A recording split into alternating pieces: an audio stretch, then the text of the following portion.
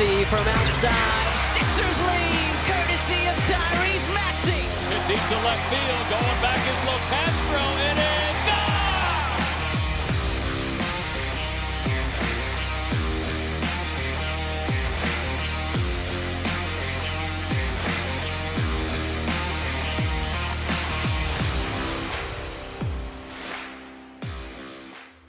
What's up, everyone, and welcome back to the Beef Up Front podcast here on Pick Swap Media. Your host, Ryan Coyle, as always. Continuing today with our NBA Draft Player Profile series. Today, we're going to be hitting on UConn freshman guard Stephon Castle. I think one of the more kind of polarizing prospects, at least at the top of this draft. I feel like he's a player that you're either all in on him or you have some major questions about. I kind of side on I'm all in on this guy. I think he's going to be a really good NBA player. Another guy in this class where I think his floor is really high and his ceiling is pretty high as well. So you're taking a swing on some potential more upside, but worst comes to worst, I think he's going to be a really solid rotational type of piece. Is he maybe going to pan out to be a top 5 worthy type of pick? We'll see, but I'm a big fan of his game. We're going to get into that today, and I think there's still room to grow as well. 6'6", 215 pounds, freshman, starter on this UConn team, only 19 years old still, I believe turns 20 during next season.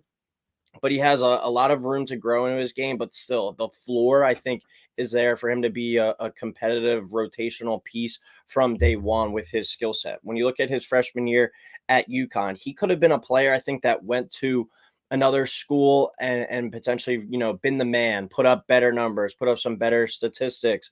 But he went to a place that I think with UConn gets you ready for the NBA, teaches you how to play winning team basketball, and he really bought all in, and he was a really key piece to that team that went and won back-to-back national titles. Played in 34 games this year, played in 26.9 minutes per game as a freshman in the Big East. That's hard to do.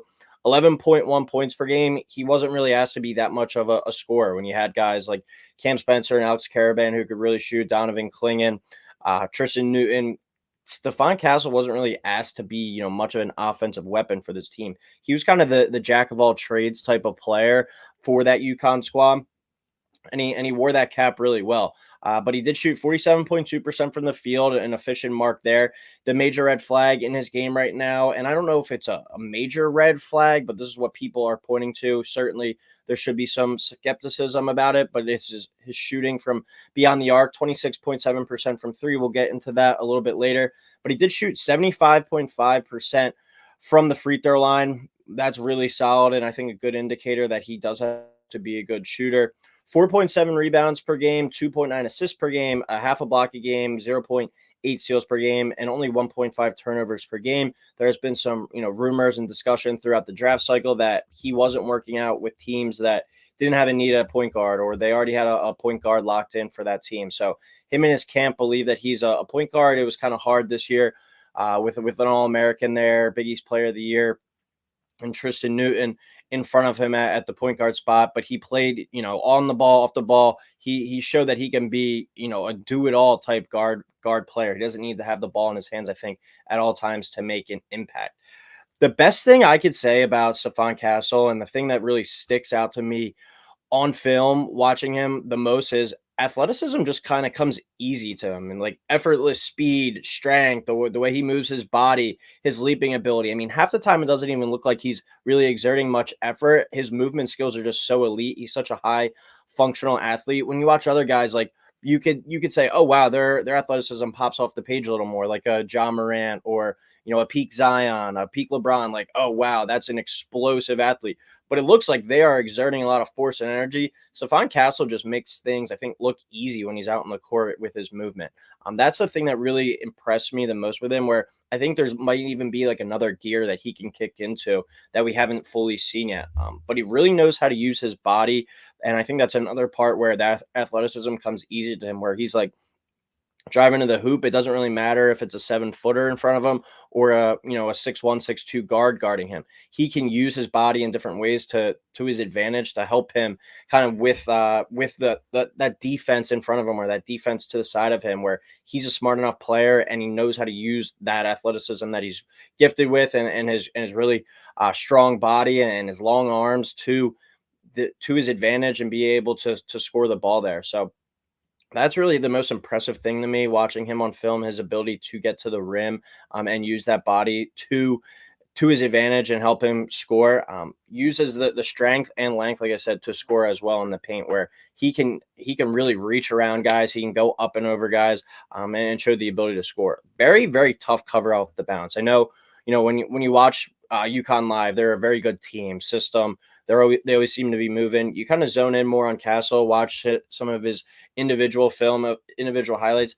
No one can really cover him off the bounce from what I saw. Very good at, like I said, using his body, but also just a tough guy to stay in front of. He was blown by guys in the Big East left and right all season. So that was another really impressive part to his game for me. Shot though, that's the major question mark in his game right now. Will that 26.7% number come up? Can he be a 34, 35%? If he can do that with his ability to defend that we're going to get into, his ability to drive and make plays for himself as well, and that's going to be hard to stop, I think, in the NBA and keep him off the floor. If it's always the big if with players, if they are able to consistently shoot the ball better and become a better outside shooter, that will really, determine what your ceiling is rather than just your floor. Watching his highlights, though, the one that I watched, it was about a 20-minute clip, goes through offense, defense, playmaking ability. It took 2.5 minutes for them to show a highlight of him taking a shot outside of the lane. Like, everything was so much drive, drive, drive. But I talked about this a couple weeks ago, where I think Stephon Castle, his whole life, has just been such a good athlete and so much more strong and just functional than any opponents that he's played, where he never really had to utilize or use an outside game. So that's sometimes where it's like he was so good growing up where he didn't really need that. Is he able to develop it? I think it could come with time. 75.5% from the line. That's always a good indicator. If you're able to shoot, 75 to 80%, that you can step up that 3-point percentage as well. I know this guy shot a little bit better, but Cam Thomas a few years ago, I think shot like 27, 28% at LSU. And then he went to shoot like 88% at the line, and he's become a really good outside shooter in the NBA as well. So his shot does look a little bit slow, and sometimes he looks hesitant to shoot it. So I think that there certainly has to be a little bit of a confidence boost there, but also goes back to, repetition and game reps. He hasn't really been asked to do that much. And at UConn too, with all the shooters they had, he wasn't forced to do that. He was more of a playmaker, a driver, an initiator kind of on that out on the offense there, where when you have an Alex Caravan, a Cam Spencer, a Tristan Newton, guys like that are able to shoot the ball that well from the outside, you're not going to be asked to shoot the ball from the outside that much. And if you do shoot it and you're not making it, you're probably going to be coming out of the game. So really good overall offensive game. The shot needs to come along, and that's obviously going to be his biggest swing skill, but big time threat in transition too, with and without the ball. Like, if he has that ability to grab and go off the glass and take it coast to coast, or take it and make plays for someone else, or he plays his ass off. Like, he runs the court well. He plays really hard at all times. He's a guy that will get up on the wings, and you get him up, get the ball up get the ball up to him on the wing. He's able to catch it at the 3-point line, rip 1 or 2 dribbles, and get to the rim and make a play. Like, his athleticism in transition really shows out and pops. I mean, it's not like he's just a really nice athlete and you're like, oh, that's a good athlete. You see it, and you see it make, impact winning plays. So that ability to, whether he has the ball or doesn't have the ball, to make plays and make an impact in transition is something that really sticks out to me. Plays with a really great motor on both ends of the floor. That's something, too, that I think really is appealing to NBA teams, where this guy, we don't have to worry about him being a dog or being lazy. That also goes to show, I think, a testament to his work ethic and the potential to get that jump shot there one day.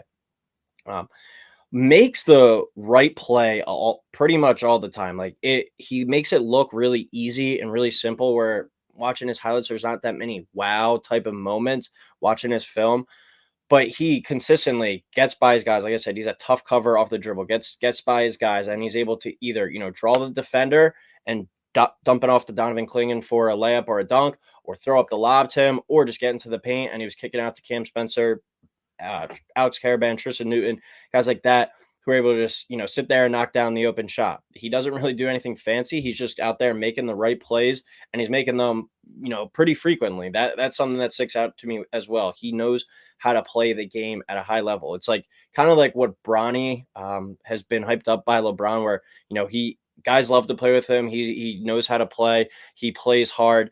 That's kind of what LeBron has been hyping Bronny up to be. That's really what Stephon Castle is. I think he's a really easy guy to play with, and especially when he plays that hard, his teammates are going to have his back at all times as well. But going to a program like UConn, fitting in that system with the demanding kind of style that Danny Hurley has, and being able to fit in there as a freshman and be a one and done impact enough player where you're able to help the team win back-to-back national titles, I think that goes to say a lot about him. Winning player, hound on the defensive end of the floor. I think that might be his calling card, where he's such a high functional athlete that he's able to guard 1 through 3 with that 6'6" size. He could guard point guards. I think he can guard wings up to 6'6", 6'7", and give them some problems because he's got the length and athleticism to do that. And I think most nights, if they think his camp and Castle thinks himself that he's a one, he's going to be guarding players that are smaller than him pretty much every night. And he's got the speed and quickness, I think, to stay in front of them. But he's also got the length where if they do find a way to separate, whether they're using the body or some dribble moves, he's got the length and the quickness and the recovery time, whether it is, to track him down for a block or contest a jump shot in front of their face. That's really what stood out to me film the most, where guys, try to get into him, pick up their dribble, and then they try to force a fadeaway or something. He's like towering over these guys, and with his length, able to block some shots. So defensive potential there, and it's not just potential. He has the defensive ability to go out there and make plays from day one as well. So shows the ability to make a defensive playmaker too. Like I said, he's got some highlight level blocks, but he also is in the right spots on defense that allow him to kind of jump passing lanes. But also another thing that popped out, like always in the right spot on the defensive end. Stephon Castle played great help defense at UConn all year. I know that's not an exactly exciting buzzword type thing. That's like when your football teams drafts an offensive lineman, you're like, oh, wow, that's not the exciting quarterback or receiver that we were hoping for. But instead, you're getting a player that, is going to impact your winning. And with that help defense, especially as a rookie, that's going to allow him to get out on the floor right away. So just a really impressive defensive playmaker. I think that's going to be his calling card more so than his offense. But the transition ability on offense, and if the jump shot comes around, he could be a really high-level starter. I don't think he's ever going to be an all-star type player. He kind of reminds me of a guy that would play on the Orlando Magic, where it's, all right, he's a young guard, but he's really long, he's really athletic, and he's got some ability to grow into. Will he continue to develop and grow into that? Maybe, but if not, I think we're still getting a really high functional player for our team from day one. So Stephon Castle, a prospect I'm excited about. I think that effortless athleticism is something that certainly pops to me. And just a exciting prospect, I think, where people I think might get a little too wrapped up in the shot right now. So only 19 years old, but shoots 75%. I think as time goes on and he gets more game reps, that shot could come along, and he could become a very good NBA starter for a long time. I'm not projecting this guy to be a multiple time All-Star, but a really just solid number 3, number 4 type piece on winning playoff teams. But that's my breakdown for Stephon Castle. Make sure to keep it locked here on Pick Swap Media over the next few weeks as we continue to break down some of these top prospects for the 2024 NBA draft. But as always, please like, subscribe, and we will talk soon.